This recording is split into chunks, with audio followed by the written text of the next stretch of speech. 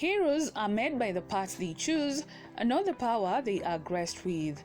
You may not have all the resources necessary at your disposal, but all it takes is a willing heart, determination, and discipline in executing your duties. Petra, as the founder of the organization, we call her Mother Hen in the group, because Petra has been more of like a mother to all of us, giving us direction, giving us tasks, and giving us spaces to grow by giving us initiatives that we are passionate about to run. Like myself, she has given me the space to run an initiative on mental health, which I appreciate. I formed ENKARE in 2019. It is an organization that deals with empowerment in the community. It's based on 4 SDGs, which are economic development, climate action, gender equity, and education. Those are the pillars of my organization. We are the Youth Volunteer Organization of the year 2021-2022, awarded by UN Volunteers Kenya and Volunteer Involving Organizations Kenya. ENKARE is a Maasai word and it means water.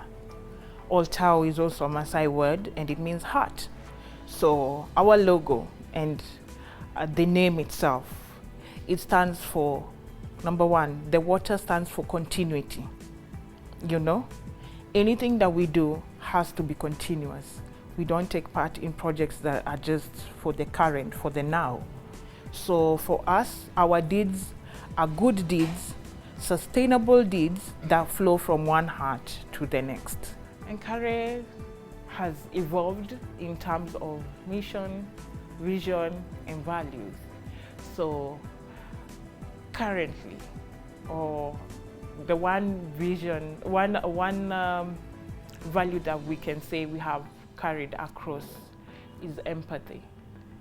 Empathy, honesty, trustworthiness. If you're not empathetic, you can't serve. Patience. If you're not patient, you can't serve. If you're not trustworthy, you cannot serve. So when it comes to our values, we look at the human being in a wholesome way. Our volunteers are mostly young people from across the divide, those with degrees, those without degrees, but we recruit based on ability to serve. We are very big on mentorship, so we are in schools, we are talking to high schoolers, we are encouraging them that you can be anything you want to be. Same to primary school students. When we are talking about education, we're talking about menstrual hygiene, menstrual awareness, mental health. All these are part of education and the package that we come in.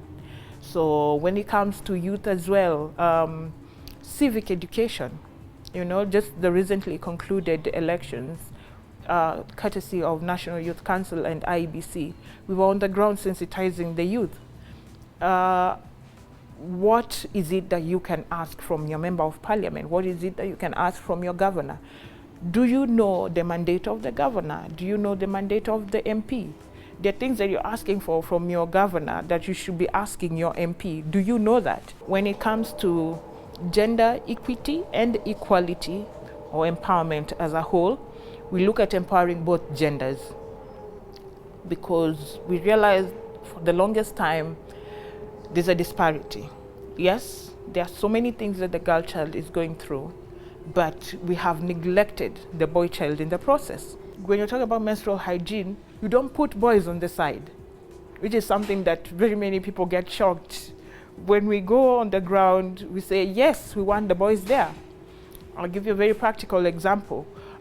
We were in Magadi some few months back, and even the teachers themselves told us, we are very shocked. In fact, we have learned ourselves, the male teachers were like, those are things that we didn't want to associate with. And we've stayed through these lessons and we've realized, wow, there's so much that we can also do for our girls in this school to empower them. Climate action, gender equity, economic growth through these empowerment programs, and education. These are the pillars we are passionate about. And while we're doing all of that, we are also empowering the volunteers through training opportunities.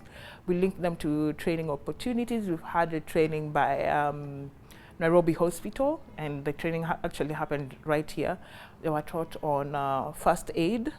The other day, we got an opportunity through National Youth Council, where the volunteers received training at Toyota on marketing. You know, just the other day, we got an opportunity right here to learn about project management.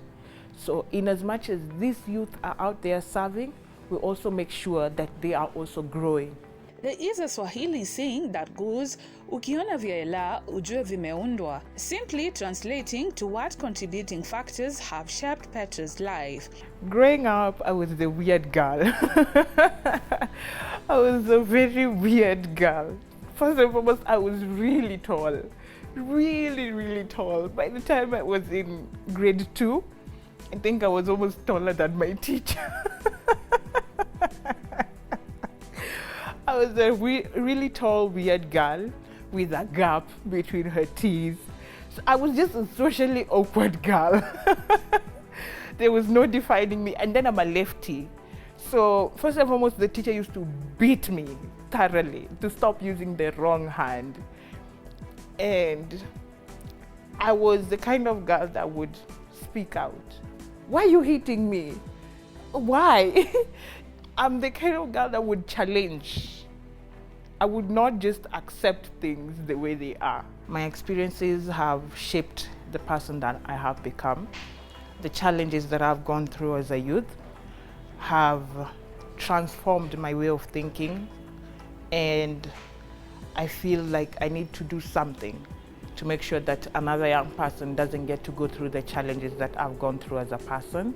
So maybe a little background story is I'm the third born in a family of 5 children, and growing up it was not that easy. So after high school, I realized that I had to hustle per se to make ends meet and to educate my younger brothers. So I would sell mitumba and all that, do sales jobs to be able to make ends meet.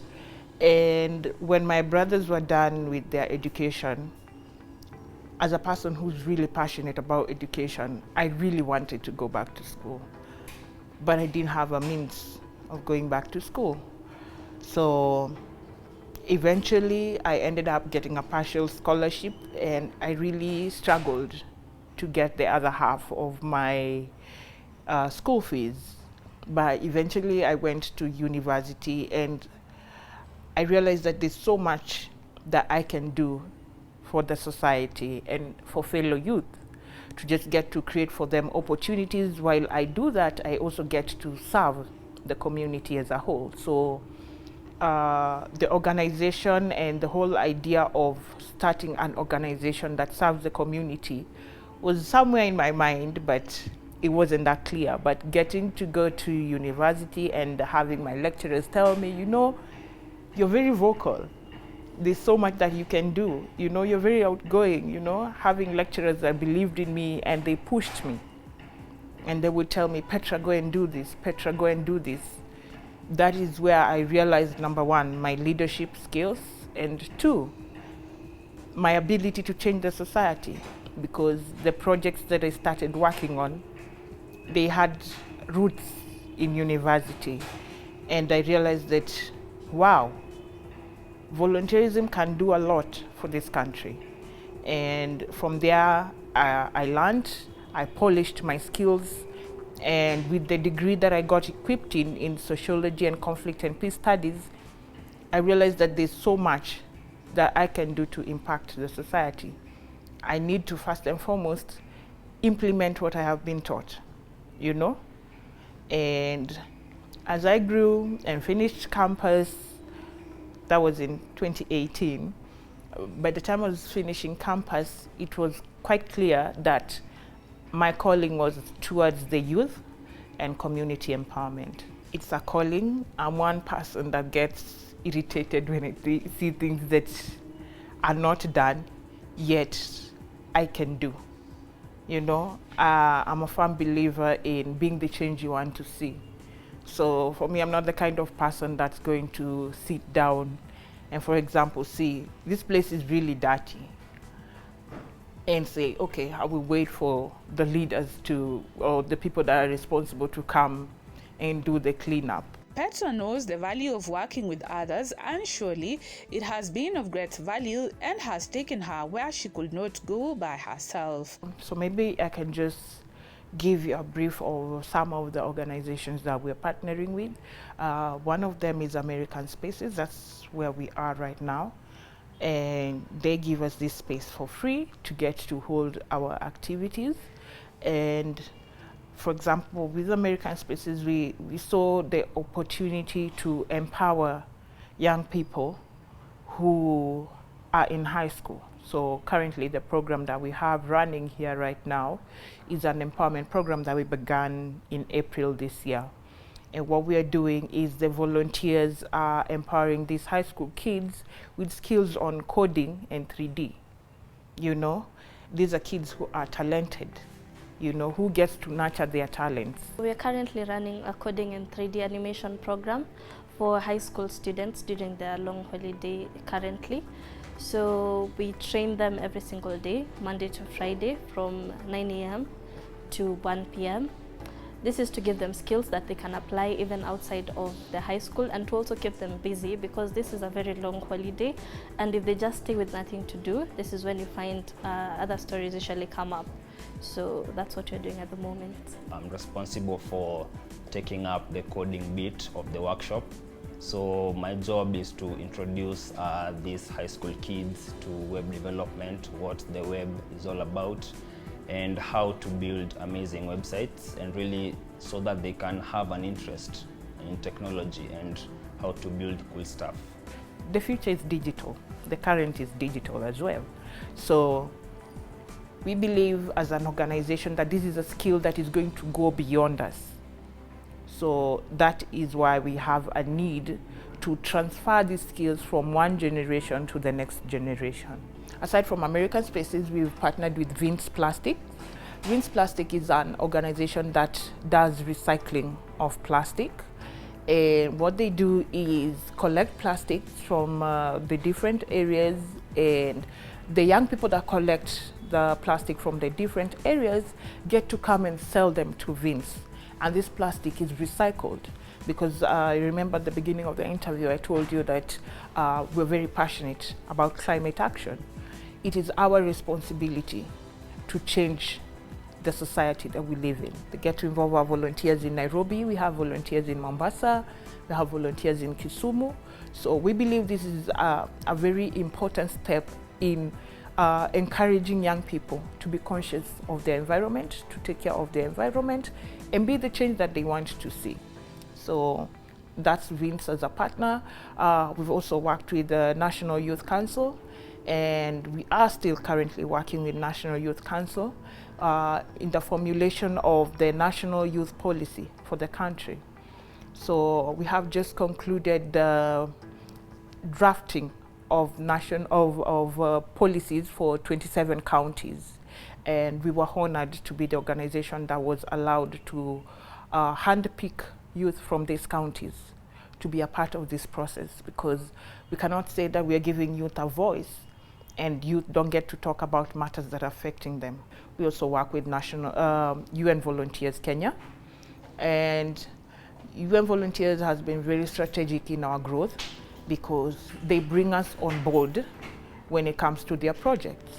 You know, we are an example of a volunteer group that gets to impact on the ground. You know, when we say we are like, what can I call it? We are more than partners, you know? We are implementers on the ground. So we get to share. These are areas that UNV can really get to be active in. You know, for example, we give recommendations to them on areas that they can be able to, you know, they are a bigger voice than us.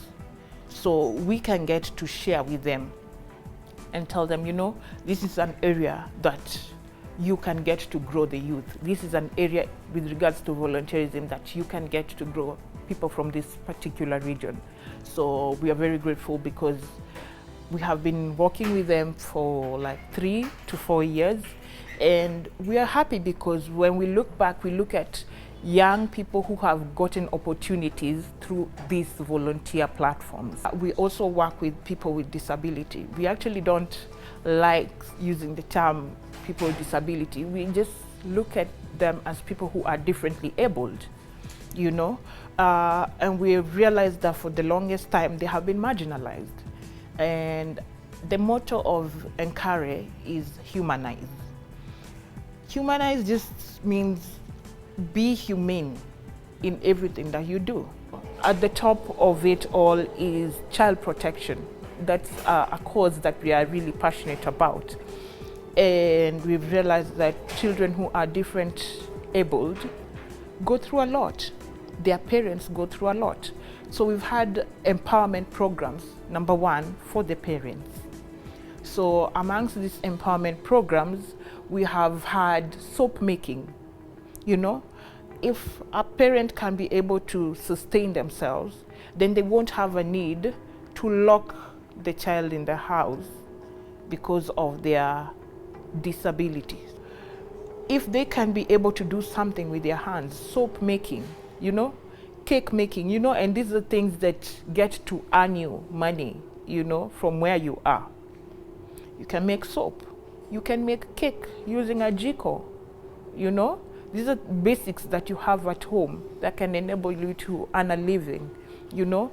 Another thing is finance management, because you're not just going to train you on how to make soap. What are you going to do with the money? Because if you eat all that money, then you're back to ground zero. And as an organization, we are key on empowerment that is going to go on. We are just not empowering you for the now. We are empowering you to be able to stand on your 2 feet and be able to move fast with this skill that we've given you. Dealing with needy cases, and especially on charity basis, comes with its own share of challenges. By the time you get to convince a person to be able to fund your project, it's not easy. It's not easy because, number one, they look at you as a youth. And the perception that people have of a youth is, this one, number one, will not deliver. Number two, they have never handled money, you know? Yeah. They want you to have handled millions by the time you are handling their money. So that one has always been a challenge, but so far so good. We have been able to have people who have put their trust in us, you know, people who funded our projects, people who've taken the risk that other people have feared. There are people who've tasked us to handle big projects like this one we've handled for National Youth Council, for UNV, and they have believed in our potential while others haven't. So it's a balance. Two, another challenge is, of course, people want to be associated with the glory, but they don't want the tasks at hand. People would rather see the glamour, you know. They see the corporate aspect of volunteerism, but when it comes to being on the ground and the challenges that come with being on the ground, you're very few. So for us, that's the reason why we conduct interviews. We conduct a period for vetting, you know, and during this period for vetting, we get to know, can you do this? Can you not do this? Are you going to do this or not, you know? If you ask someone, yes, you would like to volunteer in this capacity, But if we called on to you to wash a toilet, would you? So you find that someone will tell you, no, I didn't sign up for that, you know? But the corporate side, where you get volunteers taking part in these big organizations, events, and going to network, that bit people are available. And I believe there's the challenges that are in most of the volunteer organizations. But for us, we actually have learned how to deal with it. We found balance as an organization, and we are growing. We are growing. Challenges just come to make you better. The one thing that keeps me going is seeing the change that we implement as an organization, and two, the growth of these volunteers, the confidence. You know, someone joins the organization and they're really timid, and I throw them in the deepest of waters and I tell them, you're representing this organization to go and talk about this. I'm giving you a responsibility because that is the only way I believe you're going to grow.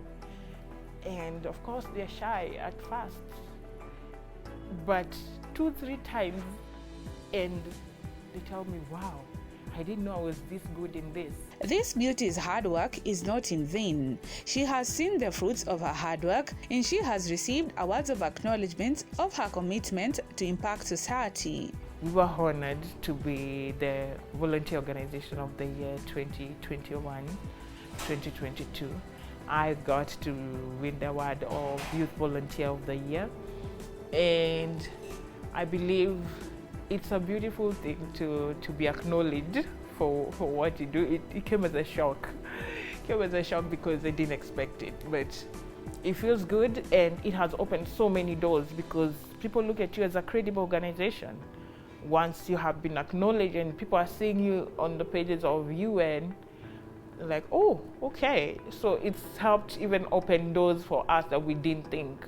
By extension, we got invited again this year, and we were, prior to that, we were involved in another engagement, the 5th Students Summit, organized by Youth Park at University of Nairobi. It was a 2-day forum where people just got to discuss the youth and leadership, youth and finance, youth and volunteerism. So we were honored to be a part of that, not just as ENKARE volunteers, but also as UNV brand ambassadors. So I remember I told you we get to work alongside UNV. My future plans for the organization, I want to take this organization beyond Kenya, because for the longest time, I get to just get calls, emails. Can you come and help us in Tanzania get to understand the value of volunteerism? So in as much as I do consultancy work, I would like to have branches of ENKARE all across, not just Africa, but across the world. When it comes to our vision, we are looking at creating a society that is independent, yet dependent society. If we can depend on each other, to empower each other, be able to work together, be independent but dependent in the society, but not dependent on well-wishers and all that. In her closing remarks, Petra Nguono advises, live. And for me, living just means live your life to the fullest. You know, the one thing that I usually say is, if you are to drop dead right now, will you say you have lived? You know, have you lived out your full potential? Or will you be there with regrets? I wish I would have done this, or I wish I would have done that. Live out your potential, your skills, your talents. Don't go back to the grave with something and just go and rot there. You know, it's sad already that you're dead. We don't want to now mourn your skills and your talents that you never utilized. So live. And when you live out your full potential. Volunteer now. For everybody who feels like they're not doing enough, they want to do something, volunteering is the best step you can take in that direction, in the step of doing whatever you want to do, making a small change in your community. It doesn't have to be very big, but volunteer now. I will tell Petra it's too late to stop now, so tuendelee tu na hii kazi. I don't think I've ever told her I love her. I really love Petra, and she is a role model to me. She's somebody I want to emulate, want to be like, and yeah, to be with also.